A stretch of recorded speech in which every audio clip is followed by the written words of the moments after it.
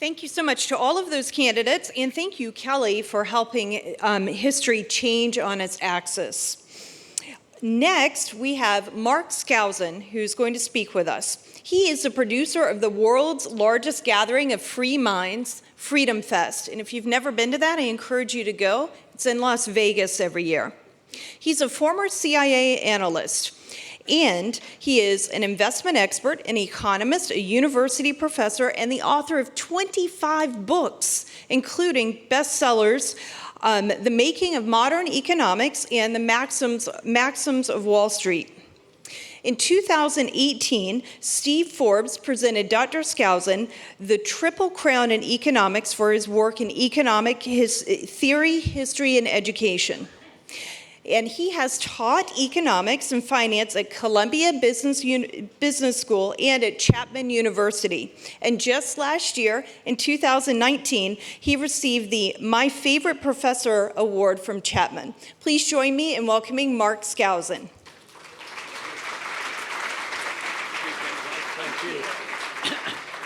Thank you very much. I have very fond memories of this hotel and the CNP because in the mid-1980s, Milton Friedman, the great Chicago free market economist, was one of the speakers. And I called him up on the phone. I said, listen, can we have lunch?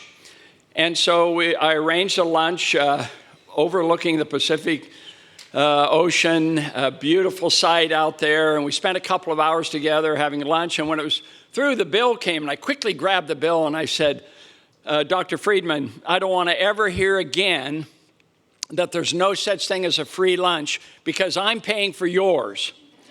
And no sooner had said that than he said, no, Mark, that wasn't a free lunch. I had to listen to you for 2 hours. So incredible experience with these great economists. So I teach at Chapman University, and I have given a talk to numerous students around the country on socialism and capitalism debate. And I have been able to convert 90% of the socialists to the capitalist approach. So normally this is a lecture that takes an hour with Q&A and so forth, and I just have about 15 minutes or so to go through it. So I am just going to go through a basic summary of the approach that I take. Now, it's extremely important that when you talk to millennials and young people and students, and I've taught hundreds of students at Columbia University, at Rollins College in Winter Park, Florida, and now at Chapman University. And you have to appeal to what they find appealing about socialism. So if you defend crony capitalism, if you defend capitalism that makes inequality worse, if you defend capitalism that exploits workers from time to time or creates alienation in the workplace, you're going to fail. So what I have is developed a very positive alternative to socialism. They find democratic socialism very appealing. And so we have the rise of democratic socialism in the country. And you can see from here some of the policies that they recommend that appeal to young people. They want to start off with a living wage. They want a guaranteed job. They want Medicare for all. They want certainly free college tuition. Free universal child care, universal basic income, all of these approaches that seem to find, have you noticed in the debates, whenever the Democratic candidates mention these policies, there's wild applause from the audience, and a lot of them are young people. So they're finding this appealing. However, this cartoon kind of represents the problem with democratic socialism. If you work hard and keep half versus no work and free stuff. So that's what we're up against. And of course you can show this cartoon and everybody gets a laugh, but you need to make a little bit deeper case in this one. And this is a great quote from Howard Schultz, who talks about some of the problems associated with the constant offering of free stuff.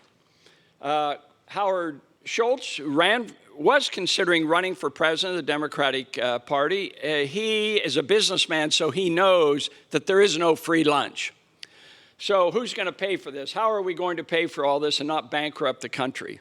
And of course, that is the ultimate question. But again, that is not going to appeal to young people to just talk about the expenses, because they talk about the tremendous ways to pay for all of these new services, products, the progressive income tax up to 73%, a wealth tax from 2 to 8%, raising the corporate income tax back up now to 28%, as one suggested.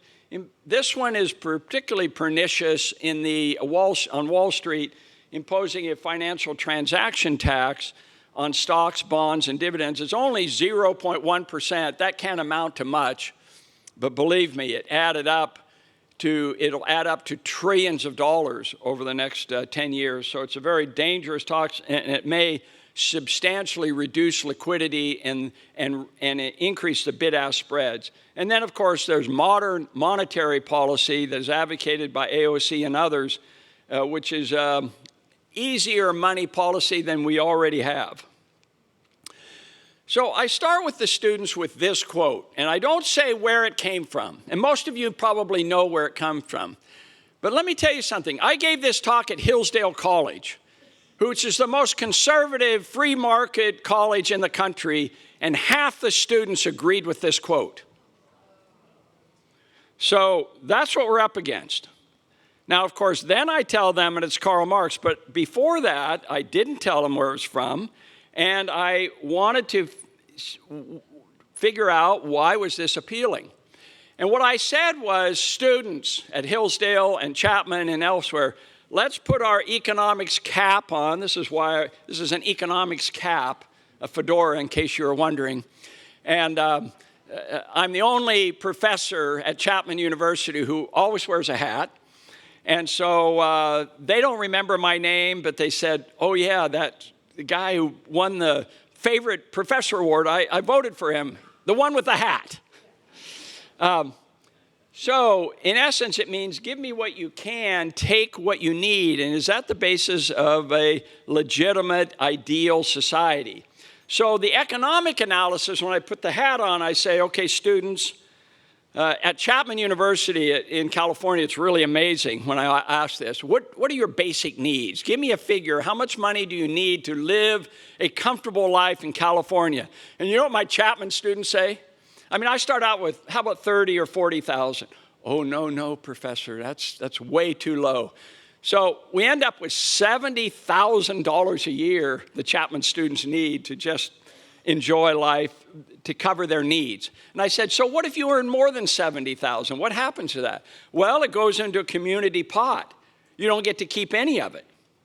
So I said, what is the incentive for earning more than $70,000? It's zero, because you have a 100% marginal tax rate. And even the Democratic candidates are proposing 73%, not 100%. And so what if you earn less than $70,000? Well, there's no incentive to earn more, because you know that the difference is made up. If you only earn $30,000, you'll get what you need, so it'll go up to $70,000. So again, there's no incentive to work more. So the end result is people who earn less are disincentivized, and people who earn more are disincentivized. You can see why this system doesn't work. And it's like the eyes light up with the students. They get it because we've done economic analysis. It's very powerful. Thank you. So I quote them from their own people. Jack London was a socialist, but he knew that that system failed, and he changed the quote to from each according to his abilities to each according to his deeds. Isn't that cool to switch needs to deeds? My students get this right every time on the final. I said, fill in the blank. At the end, instead of needs, they write in deeds. It's just a powerful exercise that students need to go through. So how do you, but it's Okay, so I have made the case against democratic socialism. But you can't get rid of a bad idea unless you replace it with a good idea, right? So that is the key, and that's why I introduce democratic capitalism. Now, to do this, I use an historical example. And the example I use is the Henry Ford $5 a day story. Just by a show of hands, how many have ever heard of the $5 a day story? Okay, so I see some of you took my class. Now, the point is that very few people know this story, but it's an incredible story. So what is that story? Well, that story is that Henry Ford's motor company made $30 million in 1914, and he gathered together his board members, and he said, what are we going to do with this $30 million, a record number of profits? And there's three things that we can do. Board members, what should we do? Shall we reinvest the dividends, retained earnings? All in favor? They all raise their hand. Normally, I have the students raise their hand because I get them involved, but we're running out of time, so I want to make this point. Second thing, pay a dividend to all the long-suffering investors, including the people in the room who have worked hard and deserve a profit. All in favor? Raise your hand. And everybody raised their hand. He said, now I'm going to do something really crazy. How about giving a raise to our workers who are getting $2 a day? Let's give them a raise. All in favor? Not a single hand went up. Ford said, that settles it. $5 a day, overnight, more than doubled the wage for workers, made front page of the Detroit News and all the other newspapers. And what did he do as a result of this? I'm going to skip that and go to this next one. There's two arguments that the Marxists make against capitalism. One, that exploits, that the owners exploit the workers. And number two, alienation. You produce products for other people that you can't enjoy yourselves. In one fell swoop, Henry Ford destroyed the two Marxist arguments. No longer can he say capitalism exploits workers because he was sharing the wealth. He was giving them a raise from the profits. Second of all, alienation. For the first time, Detroit workers could buy the cars that they were making. And let me tell you, that made a big difference. Marxism, the Marxists call this Fordism. They hate this story. And they love it, the fact that most of you haven't heard it. But my students have heard it.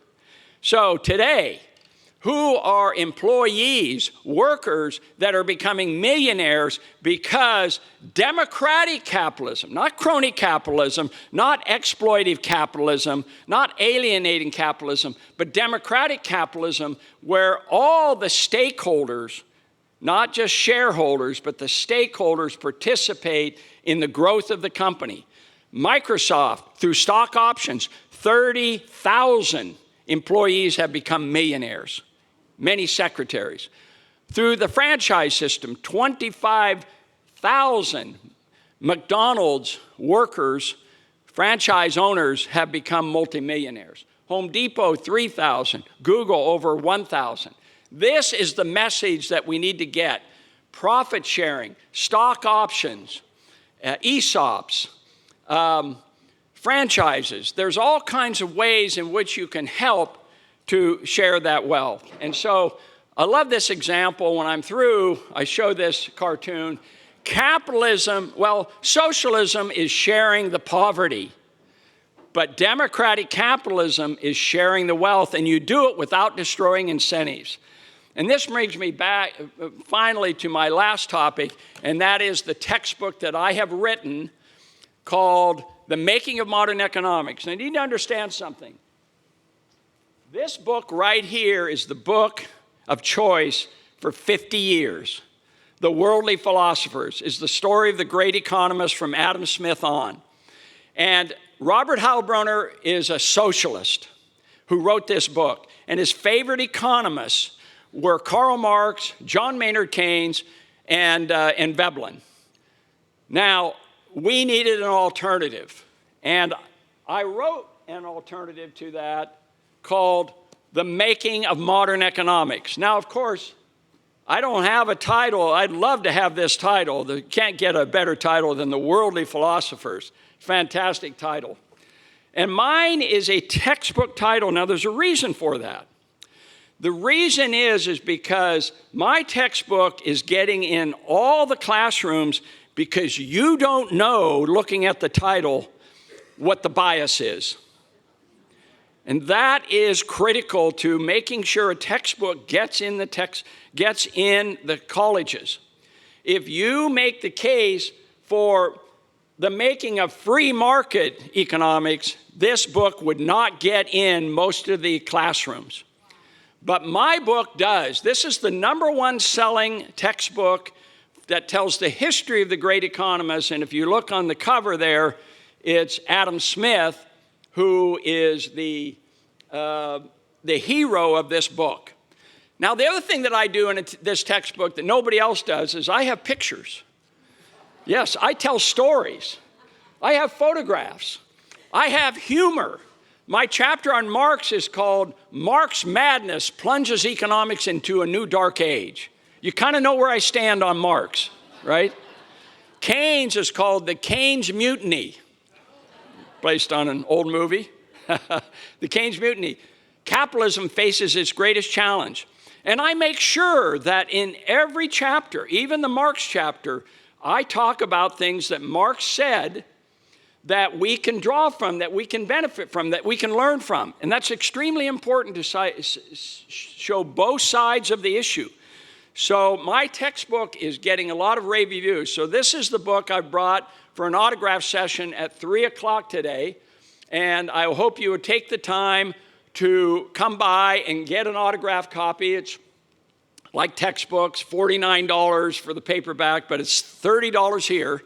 So it's a good deal, and I've had a lot of people buy multiple copies to give to their students to make a difference in this world, because the only way we're going to win this battle against democratic socialism is to offer a better alternative, and I've done that. Thank you all very much.